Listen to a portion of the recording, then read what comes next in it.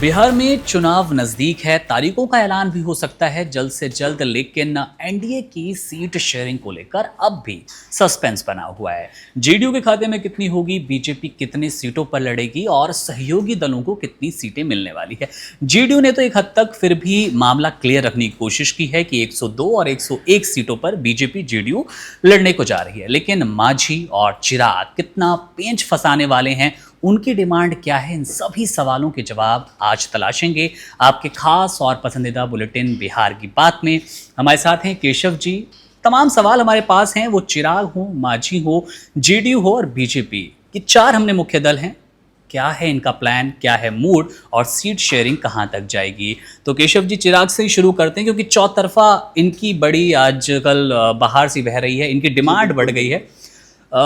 क्या इनके मन में चल रहा है? क्योंकि लगातार प्रधानमंत्री और एनडीए के समर्थन की बात करते हैं, लेकिन उसके साथ एक पेज डाल देते हैं, एक कहीं ना कहीं तड़का लगाने की कोशिश करते हैं कि मैं इस पार्टी का नमक हूं और मेरे बलबूते पार्टी चल रही है। तो डिमांड बढ़ेगी क्या?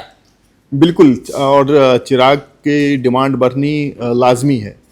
पिछला जो लोकसभा चुनाव हुआ है उसमें चिराग के पार्टी का प्रदर्शन आप देखें। चिराग की पार्टी ने जितनी सीटों पे लड़ा, 5 सीटों पर लड़े और 5 के 5 पे उन्होंने जीत दर्ज की, तो उनका जो स्ट्राइक रेट है वो 100% है। 2024 से पहले बात करते हैं 2020 की। 2020 के विधानसभा चुनाव में चिराग पासवान की पार्टी एनडीए का हिस्सा नहीं थी और उन्होंने लगभग मेरे ख्याल से 120 से कुछ अधिक सीटों पर चुनाव लड़ा था बिहार में। जीत केवल एक पे दर्ज की थी, लेकिन एनडीए का गणित उन्होंने जरूर बिगाड़ा था। खासकर जेडीयू को उन्होंने 45 की संख्या पर ला दिया था पिछले विधानसभा चुनाव में। तो चिराग पासवान की पार्टी का वोट बैंक बिहार में लगभग 6% है और 2020 में जो चुनाव हुए थे उस चुनाव में उनका वोट प्रतिशत बढ़ के 6.6% रहा था, 6.6%। तो उनका वोट बैंक बढ़ा है। अगर लोकसभा के चुनाव को आप प्रधानमंत्री मोदी पर मैंडेट समझे, तब भी चिराग पासवान की शक्ति कम नहीं हुई। यहां एक चीज हुई है, पिछला विधानसभा चुनाव जब चिराग पासवान लड़े थे तो एलजेपी एकीकृत था, लेकिन अब एलजेपी 2 धड़ों में बंट गई है। एक धड़े का नेतृत्व कर रहे हैं उनके चाचा पशुपति पारस और दूसरे धड़े का नेतृत्व ऑफकोर्स चिराग जी कर रहे हैं। और चिराग पासवान केंद्र में मंत्री भी हैं, कैबिनेट मंत्री हैं और उनको वही विभाग दिया गया है जो उनके पिता रामविलास पासवान जी को और उनके चाचा पशुपति पारस को दिया गया था जी। लेकिन अब सवाल ये है कि चिराग जो पिछले 2 महीने से कभी ट्वीट करके, कभी जनसभाओं में बोलकर जिस तरफ इशारा कर रहे हैं, आखिर वो बात क्या है? एक तरफ वो अपने आप को प्रधानमंत्री मोदी का हनुमान कहते हैं, एक तरफ कहते हैं हम एनडीए के साथ एकजुट हैं, वहीं ट्वीट करके कहते हैं कि उनको मतलब यह कहने में शर्म आती है कि वो सरकार का हिस्सा है। बिल्कुल। एक और बिहार में जब अपराध की बढ़ती हुई घटनाएं हो रही थी, रैम्पेंटली क्राइम हो रहे थे, जब चिराग पासवान का ये स्टेटमेंट है ऑन रिकॉर्ड। बिल्कुल, इसी को आपकी बात कंटिन्यू रखेंगे आगे। इसी से मुझे एक बात याद आई, चिराग पासवान की वो स्टेटमेंट कहीं ना कहीं लगता है उनकी इस बेशक पार्टी को सहमति दे रहे हैं, समर्थन दे रहे हैं, एनडीए के साथ जुड़े हुए हैं, लेकिन नीतीश से नाराजगी, उनकी सत्ता से नाराजगी एक तरफ और प्रधानमंत्री की तरफ कहीं ना कहीं एक जबरदस्ती वाला एहसास है। लगातार हमारे दर्शक भी कमेंट्स करते हैं कि क्या चिराग का इस एनडीए के साथ बना रहना सिर्फ प्रधानमंत्री मोदी की वजह से है? क्योंकि नीतीश को तो वो बहुत ज़्यादा पसंद नहीं करते, उनके शासन को बहुत पसंद नहीं करते। देखिए, चिराग से नीतीश की अदावत जो है सिर्फ ये सत्ता की लड़ाई नहीं है। इस संघर्ष को समझने के लिए आपको आज से 20 साल पीछे जाना पड़ेगा। 2005 में बिहार में 2 विधानसभा चुनाव हुए थे, 2 मर्तबा हुए थे। एक फरवरी मार्च के महीने में हुआ था और दूसरा ये अक्टूबर नवंबर के महीने में हुआ था। जो पहला चुनाव हुआ था 2005 में, उसमें सत्ता की चाबी रामविलास पासवान जी को मिली थी। उनके करीब 40 विधायक जीते थे और वो जिसकी चाहते उसकी सरकार बनती। लेकिन रामविलास पासवान जी ने एक अपनी नई लाइन तैयार की, माइनस बीजेपी माइनस आरजेडी, जबकि यह संभव ही नहीं था। कोई भी सरकार अगर बिहार में बनती तो उसमें या तो बीजेपी होती या आरजेडी होती, और यही गणित अभी तक चला आ रहा है। लेकिन उस वजह से क्या हुआ कि बिहार में राष्ट्रपति शासन लग गया चुनावों के इमीडिएटली बाद। धीरे धीरे जो नीतीश कुमार सामाजिक अभियंत्रण के अच्छे कुशल स्ट्रेटजिस्ट हैं, उन्होंने इन रोड बनाना शुरू किया एलजेपी में, लोक जनशक्ति पार्टी में। और जब एक दिन पता चला कि नीतीश जी किसी भी वक्त सरकार बनाने का दावा पेश कर सकते हैं और रामविलास पासवान की पार्टी के विधायक नीतीश जी के साथ जा सकते हैं, तो उस समय केंद्र में यूपीए की सरकार चल रही थी और रामविलास पासवान और लालू जी दोनों केंद्र में मंत्री थे। आनन फानन में बिहार विधानसभा को भंग कर दिया जाता है। अब नीतीश जी समझ चुके थे कि रामविलास जी के साथ कौन सी ताकत है। दूसरी बार जब चुनाव होता है विधानसभा का, तो उसमें भाजपा और जनता दल यूनाइटेड की जीत होती है और नीतीश कुमार मुख्यमंत्री बनते हैं। बतौर मुख्यमंत्री नीतीश कुमार ने जो पहला काम किया वो ये था कि दलित जो वोट बैंक था, जो करीब 30% का वोट बैंक था बिहार में, उसको दो हिस्सों में बांट दिया, एक दलित और एक महादलित। अब दलित में जितनी अन्य जातियां थी, जो अन्य समुदाय थे, सबको नीतीश जी ने कलम के एक फैसले से महादलित बना दिया और केवल पासवान समुदाय दलित रह गया। एक झटके में रामविलास जी का वोट बैंक 6% हो गया 30% से। अब महादलित पार्टियां, चूंकि नीतीश कुमार ने वो वर्ग बनाया है, उन वर्गों को लाभ पहुंचाने के लिए महादलित आयोग भी उन्होंने बनाया और तमाम तरह की अनुशंसाएं की, तो वो नया वोट बैंक नीतीश जी के साथ जुड़ा। और 2005 के चुनाव के बाद बिहार में एलजेपी की स्थिति इतनी खराब होने लगी कि आप याद कीजिए 2009 का लोकसभा चुनाव रामविलास पासवान उसी हाजीपुर से हार जाते हैं जहां से 1977 में उन्होंने रिकॉर्ड वोटों से जीत दर्ज की थी और लगातार जीतते रहे थे। नीतीश जी बहुत ही कुशल राजनीतिज्ञ है और पासवान जी तो राजनीतिक मौसम वैज्ञानिक ही थे। दोनों में ये अदावत उस समय से चली आ रही है। चिराग पासवान ने उसी का बदला 2020 में लिया है। अब बारी नीतीश जी की है। नीतीश जी भी ऐसे शांत नहीं बैठेंगे। तो चिराग पासवान को एनडीए में ज्यादा सीटें मिल जाएंगी, इस बात की संभावना कम है। यह उसी सूरत में हो सकता है, आपने जो कहा कि बीजेपी और जेडीयू 102 और 101 सीटों पर लड़ेंगे, आसपास यही समीकरण, यही कहा गया है। और चिराग पासवान की पार्टी को 20 सीटें ऑफर की गई है। चिराग की डिमांड 40 सीटों की है। अब सवाल है कि 20 और सीटें किसके कोटे से दी जाएगी। यहां पर यह भूलना नहीं चाहिए कि एनडीए में और 2 घटक दल हैं, जीतन राम मांझी की एचएएम और उपेंद्र कुशवाहा की आरएलएसपी। बिल्कुल, इनको भी 10-10 सीटें देकर समायोजित करने का विचार किया गया है। लेकिन चिराग पासवान अगर 40 सीटों पर अड़े रहते हैं तो क्या हो सकता है? 2 बातें हो सकती है। एक, चिराग पासवान फिर से एनडीए से बाहर जा सकते हैं और कई बार उन्होंने इस बात की ओर इशारा किया है कि 243 सीटों पर चिराग पासवान लड़ेंगे। हालांकि वो ये नहीं कह रहे हैं कि अलग लड़ेंगे, बट कह रहे हैं कि 243 सीटों पर चिराग पासवान लड़ेंगे। लेकिन उसे क्लियर भी नहीं कर रहे हैं जनता के सामने, या पत्रकार बार बार सवाल कर रहे हैं तो वो उस पे किसी भी तरह की सफाई देने की कोशिश बिल्कुल नहीं कर रहे हैं और बार बार इस स्टेटमेंट को रिपीट कर रहे हैं वो। तो जनता को और गठबंधन, माफ कीजिएगा, एनडीए के, राष्ट्रीय जनतांत्रिक गठबंधन के जो प्रशंसक हैं, उनके जो मतदाता हैं, उनको भी वो संशय में रख रहे हैं। तो एक बात तो यह हो सकती है कि चिराग पासवान एनडीए से बाहर हो जाए। दूसरी बात यह हो सकती है, जैसा कि पिछली बार मुकेश सहनी के साथ हुआ था, चिराग पासवान को बीजेपी अपने कोटे से और 20 सीटें दे सकती है, या जितनी भी सीटें समायोजित हो सके उतनी सीटें दे सकती है। खबर भी आई थी केशव जी, 40 का आपने जिक्र किया, कई जगह चिराग का स्टेटमेंट आया है पत्रकारों से बात करते हुए 30 के आसपास भी वो समन्वय बनाने को तैयार है। ठीक है, तो लेकिन 20 सीटें अभी चिराग पासवान को मिल रही है, 10 सीटें कहीं ना कहीं और से निकाली जाएंगी। तो जेडीयू तो अपनी एक भी सीट चिराग पासवान को नहीं देने जा रही है, ये तय मानिए। हो सकता है जेडीयू अपनी सीटों में से 1-2 सीटें आरएलएसपी के लिए छोड़ दे, एचएएम के जीतन राम मांझी के लिए छोड़ दें, लेकिन चिराग पासवान के लिए जेडीयू अपनी सीट कुर्बान नहीं करेगी, यह तय है। अब मसला यहां पर यह है कि जेडीयू और बीजेपी बराबर बराबर सीटों पर लड़ रही है। दरअसल इस बात को ऐसे समझिए कि सीटों का बंटवारा मुख्य रूप से जेडीयू और बीजेपी ने किया है, और दोनों बड़ी पार्टियां हैं राज्य में। वहां पर उन दोनों में यह समझौता बना कि हम आपस में आधी आधी सीटें बांट लेते हैं। चिराग पासवान की एलजेपी को बीजेपी समायोजित करेगी अपने हिस्से की सीटों से, और जीतन राम मांझी को और उपेंद्र कुशवाहा को नीतीश कुमार समायोजित करेंगे अपनी पार्टी के अपने कोटे के सीटों से।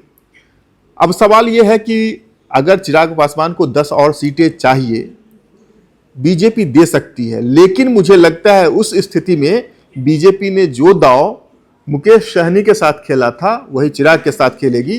टिकट चुनाव चिन्ह होगा चिराग पासवान का, लेकिन उम्मीदवार होंगे बीजेपी के। बिल्कुल। एक जो सबसे बड़ी बात थी कि आखिर नीतीश और चिराग के बीच क्या अदावत है, केशव जी ने बहुत अच्छे से इतिहास के पन्नों से कहीं ना कहीं खरोदते हुए आपको समझाने की कोशिश की। उम्मीद करते हैं आपको वो बातें समझ आई हो। मोटा मोटी मैं कहूँगा केशव जी, अब जल्दी से हमारे दर्शकों को आखिर ये जो बंटवारा है 102 101 सीट और इधर हम 30 की बात कर रहे हैं, 40 से नीचे बार्गेनिंग ही कर रहे हैं चिराग कहीं ना कहीं, क्या ये वापस क्या जैसा एनडीए कोशिश कर रही है या प्रधानमंत्री मोदी कोशिश कर रहे हैं या टॉप लीडरशिप, क्या मना लिया जाएगा चिराग को? 30 तक तो आ गए हैं। बिल्कुल बिल्कुल, एनडीए को इस बात में महारत हासिल है। एनडीए जिस खूबसूरती से अपने अंतर विरोधों को हैंडल करती है वह काबिले तारीफ है। तो मुझे लगता है कि एनडीए इसको सक्सेसफुली रोल आउट कर सकती है, उसको ज्यादा दिक्कतें नहीं आती है। चिराग पासवान को 10 सीटें कई बार पिछले चुनाव में हमने देखा है कि एनडीए में बीजेपी ने अपनी जीती हुई सीटें जेडीयू के लिए छोड़ दी। तो गठबंधन धर्म का निर्वाह एनडीए करता है। चिराग पासवान को 10 और सीटें मिल सकती है, लेकिन मसला सिर्फ चिराग पासवान के साथ ही नहीं है। मामला को जीतन राम मांझी जी ने भी अटका रखा है। दोनों केंद्रीय मंत्री हैं, भारी उद्योग मंत्री हैं जीतन राम मांझी केंद्र की सरकार में। उनका भी कहना है कि उनकी पार्टी ने लोकसभा में समझौता किया था, विधानसभा चुनाव में उनको भी ज्यादा सीटें मिलनी चाहिए। तो वो भी 10 सीटों से शांत हो जाएंगे, यह कहा नहीं जा सकता है। और दूसरी तरफ यद्यपि उपेंद्र कुशवाहा का अभी कोई विधायक और कोई सांसद नहीं है, लेकिन कुशवाहा वोट बैंक, आप याद कीजिए, आप इस बात को याद रखिए कि बिहार में ओबीसी में यादवों के बाद दूसरा सबसे बड़ा vote bank Kushwaha vote bank है। तो बीजेपी उसको नाराज करना नहीं चाहेगी। हो सकता है अगर उपेंद्र कुशवाहा 2-4 अधिक सीटों की डिमांड करे तो नीतीश कुमार के साथ उपेंद्र कुशवाहा का लवकुश समीकरण भी बनता है। कुर्मी और कुशवाहा वोट बैंक दोनों एक हो जाएगा और इसकी कोशिश भी की जा रही है। इनफैक्ट बीजेपी में भी सम्राट चौधरी उसी समुदाय से आते हैं, कुशवाहा समुदाय से।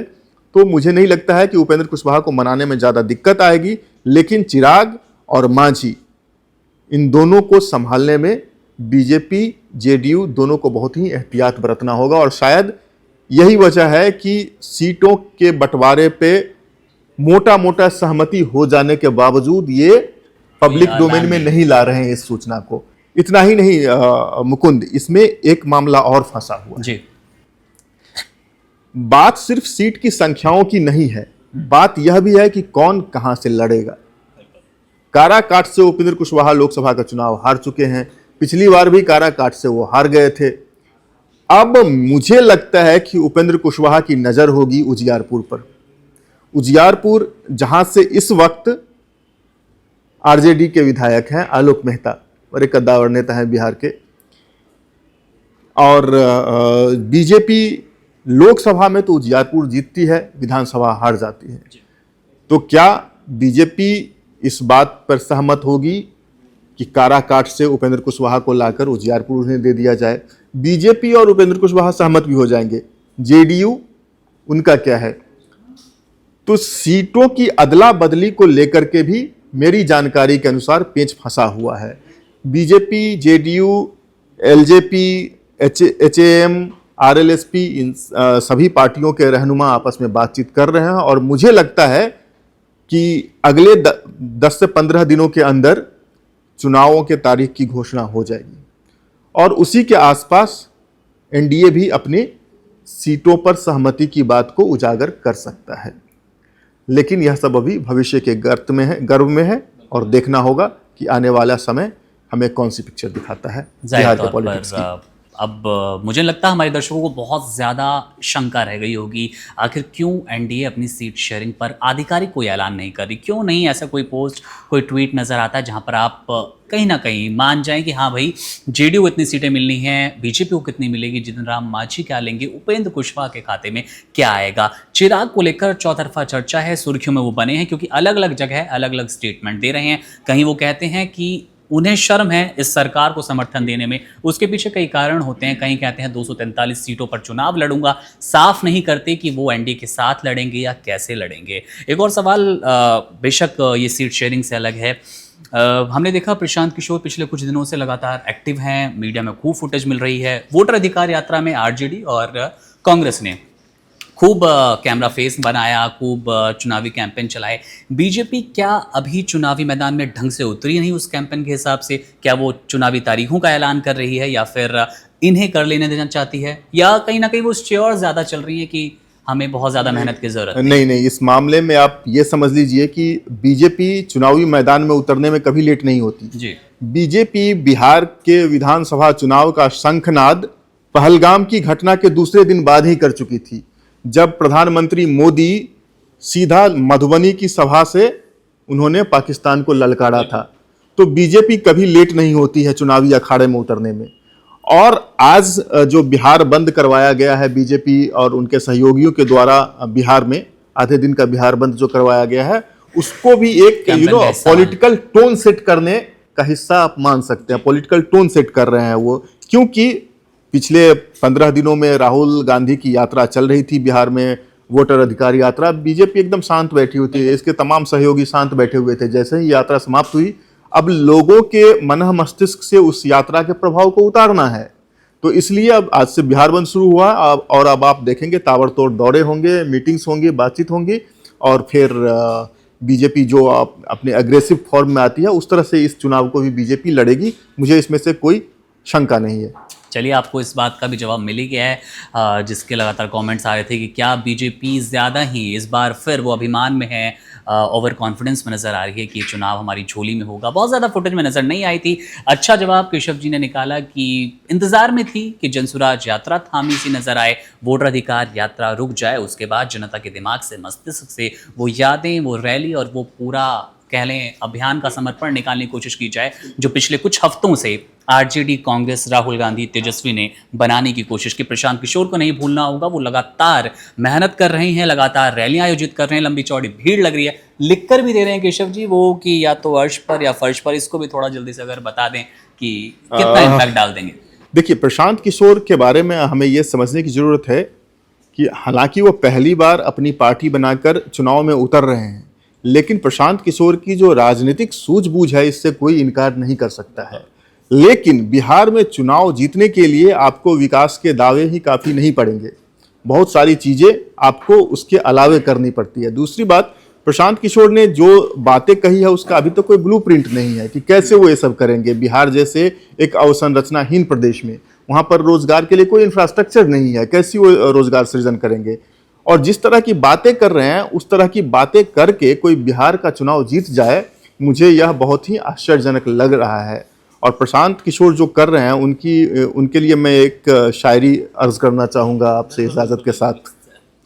प्रशांत किशोर जो कर रहे हैं उसको मैं इस तरह से देखता हूँ कि माझी तेरे नाव के तलबगार बहुत हैं, माझी तेरे नाव के तलबगार बहुत हैं, कुछ इस पार तो उस पार बहुत हैं, और जिस शहर में खोली है तूने शीशे की दुकान, उस शहर में पत्थर के खरीदार बहुत हैं। जाहिर तौर पर एक और इंटरेस्टिंग फैक्ट ही है, फैक्टर कह लीजिए आप प्रशांत किशोर को लेकर कि वो अपना कंपटीशन इंडिया लाइन से देख ही नहीं रहे। वो कह रहे हैं कांग्रेस इस रेस में है ही नहीं, आरजेडी इस रेस में है ही नहीं, अगर मैं हारता हूं तो जीतने वाली एनडीए ही होगी।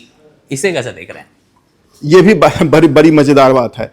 मुझे इसीलिए हमेशा लगता रहा है कि प्रशांत किशोर शायद बीजेपी के पेरोल पे हैं।